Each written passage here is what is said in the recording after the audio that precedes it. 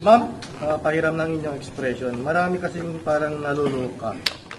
Doon sa parang lalim ng galit nyo kay Speaker Romualdez. Hindi ako nagagalit sa kanya. Wala namang galit doon. Hindi naman personal. Wala namang ganon. Wala namang kinalaman sa pamilya, galit na personal. Ang problema, ang nasisira dyan, yung administrasyon, nadala yung pangalan namin. Marcos administration ang winawasak niya. Yan ang problema. Ngayon, kung sino yung pasimuno dyan, hindi ko na alam. Pero lahat, tinuturo siya. Ano pang gagawin natin sa testimony niya ni Mr. Oñate? Hindi naman ako nagsabi nun. Sila nagsabi nun. Yan ang problema. Kung sino nakakasira sa administrasyon na Marcos, siyempre, kailangan iwasto ko. Yun naman ang gusto ko lang mangyari. Ayoko naman makipag-away. Kilala naman ninyo ako, tagal-tagal ko na. Hindi naman ako pala away. Hindi rin ako bastos magsalita. Pero pag inunahan ninyo ako, di rin ako uurong. Ayoko kasi itong ginagaslight tayong lahat. Nagagaslight na ako sa ginagawa Kunyari, kami ang nag-umpisa. Kunwari, alam ng tao at People's Initiative. Bakit tayo linilin lang? Panloloko na to Ma'am, according to Speaker Romualdez, open siya for a meaningful discussion with you. Tapusin muna yung PI. Otherwise, it has no meaning whatsoever. Ma'am, habang nagtutuloy yung People's Initiative, nasisira yung Marcos administration? Palagay ko, I think there's a great waste of political capital which arguably can never be recovered again. Bakit? Para ke? Para kanino? Senator, kahit po kagabi ni Presidente, mukhang hindi na talaga option yung PI. Pero sabi, pinag-aaralan pa, hindi pa maliwanag. Tapos sinabi ni Chairman George Garcia ng COMELEC, inamin niya yung mga pirma, hindi pa tapos dahil valid pa sila at pwede pang i-recycle, gamitin sa susunod na panahon. Walang expiry date Habang nakatambak yan at habang nandyan sa COMELEC, gagamitin at gagamitin yan. Ang layo pa kaya ng 2028. Sabi nila, hindi daw pwede sa 2024. Malabo daw sa 2025. Abay, may 2026 pa, may 2027 pa. Malay natin kung sino yung mga ambisyoso dyan na gagamit ng ganyan. Ma'am, kahapon si PBBM, just to quote, sabi niya about PI, we don't know yet, but I think as of now, the People's Initiative is they're continuing, but it is not. I don't know if that's still one of Yun. Isa pang problema yon. Una, I don't know. So, hindi pa sigurado. Walang kasiguraduhan. Kasi pag-aaralan pa ng kanyang mga legal consultants. Ikalawa, may binanggit siya, na palagay ko, totoo naman, na PI is continuing. So, walang katigil-tigil. Anong isi-ceasefire namin? Kailangan talagang itigil muna yan. Diba? Ganun naman ang totoong ceasefire. Paano yan, ma'am? Do you need to encourage him more to really, kasi parang kahit si Pangulo, hindi siya sure kung tapos na yung PI, ma'am. Ano pong dapat gawin ng Senator? Well, yun nga, ang mauuna dyan talaga yung COMELEC. Dapat liwanagin nila anong gagawin sa mga pirma na pinasa. Kasi kahapon, walang kaliwanagan. Talagang inamin na pwede pang gamitin yan sa mga susunod na PI. Pwede pang i-recycle yan sa bagong inisyatibo.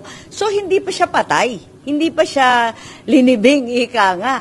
Ma'am, kahit na may admission na po si Mr. Oñate na talagang may kinalaman yung mga politiko doon sa pag-push na PI. Wala, hindi pa sigurado, di ba? Kasi manggagaling sa COMELEC yan, kung anong gagawin. Kaya kami, ayoko nang mauwi sa patutsadahan. Nakakatawa nga, hindi pa tapos yung hearing, may statement na sila lahat, may press ko na.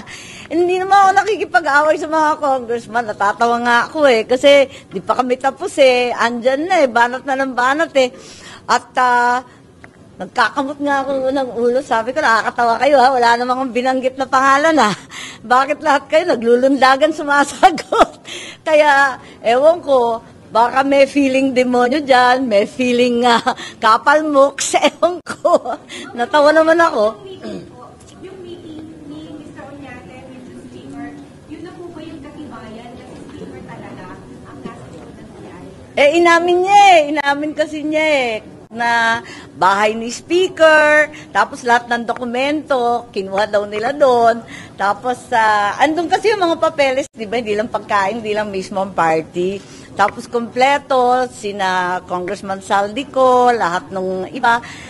Nakakatawa nga eh. Kaya lang, eto nga, nagtawanan nga yung buong plenary. Pero sa akin, tuloy-tuloy lang tayo at sana sa Davao makakuha tayo ng higit pa mga testigo, mga sinumpaang salaysay ng iba't ibang pinilit na pumirma rito.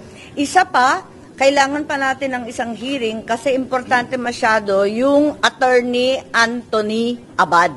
Kinakailangan itong pangalan na nasa ibaba ng form ay magtestigo rin para malaman natin. Kilala naman natin siya pero nung dati madali namang kausap yan pero mukhang nasa abroad. So aabangan natin na pagdating niya, kausapin na lang natin kung ano. Sabi ng speaker, nag-a-advise lang naman daw sila. Kumbinsido ka ba ma'am na hanggang pag-advise lang or may hindi daw siya initiator naman? Well, nakikinig naman ako sa lahat. The hearing is ongoing. I'm not about to draw conclusions right now, although I think it's become apparent to the public that Congress is somehow involved. Money involved din po kayo, ma'am. Money involved. Well, napakalaki ng halagang 55 million para sa isang TV ad at nakakatuwa dahil cash daw ang dinala, balik na naman tayo sa 55 kilos at eto nga, hinihinga natin ng resibo, wala naman resibo, donor stocks, wala naman donor stocks, ayaw naman ipagtapat kung sino yung ibang donor maliban dun sa kalahating siya nag-donate. So, abangan natin. We'll give them time, although Minority Leader was demanding a breakdown of the expenses at 2 p.m. They were unable to provide it. So, I shall be waiting for the submission. In addition, we are also waiting with bated breath for submissions from COMELEC, documents that they have failed to provide so far. Ma'am, should the Senate encourage BBBM not to make PI an option? Kasi Hindi nakikialam ang legislative sa executive. Nasa executive yon. Kahit kapatid ko yon, syempre hindi tayo nanghihimasok sa trabaho ng iba. Yes po. Ma'am, where do you stand? Are you with the Dutertes or the Marcoses? Why should I be required to make a choice? Mahal ko silang lahat. Ang ayoko, yung nakakasira ng aming pangalan. So, ipagtatanggol ko. Alam mo, hirap na hirap kami. 36 years yan, pinaglaban. Matapos yung EDSA, no? Talaga kung saan-saan ako napadpad. Ang hirap-hirap talaga ng pinagdaanan namin, ng aking pamilya, ng aking mga anak. Pagkatapos, itong hulog na langit na second chance sa aming pamilya, sisirain lang ng kung sino-sino. Hindi naman ako papayag niyan eh. Ma'am, sa tingin nyo, mahal pa kayo ng mga Duterte considering Digong is all out, lalo is challenging PBBM to undergo drug test na. So, maayos pa ba ang relasyon ng mga Duterte at Marcos? Sa palagay ko, ang unit team, talagang may tama na, no? May lamat na talaga ang pagkakaisa. Pero, sa palagay ko, yung mga principal, hindi naman magulo eh. Yung magulo, yung mga amuyong dyan sa tabi-tabi, yung mga demonyo at ahas sa laylayan ng palasyo, talagang mahirap dyan eh. Nung bata ako, tinawag ko ng snake pit ang Malacanang. Lahat nagulat, pati ang tatay ko. Bakit ko daw sinasabing ganon? Ang lupit ko daw. Pero, totoo naman eh. Ganyan talaga eh. Ma'am, yung demonyo ba, babae?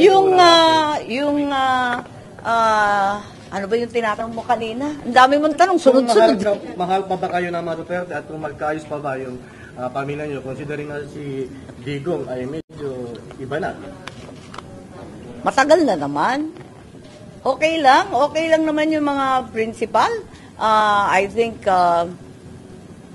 the President and the Vice President are able to work together, provided there's no continuous interference from all kinds of harmful and destructive forces. Yung last point, ma'am, Yes, can now we allow other people to ask questions, please? What's your take on the challenge of former President Igo for BBM na pareho silang sabay na mag-drag?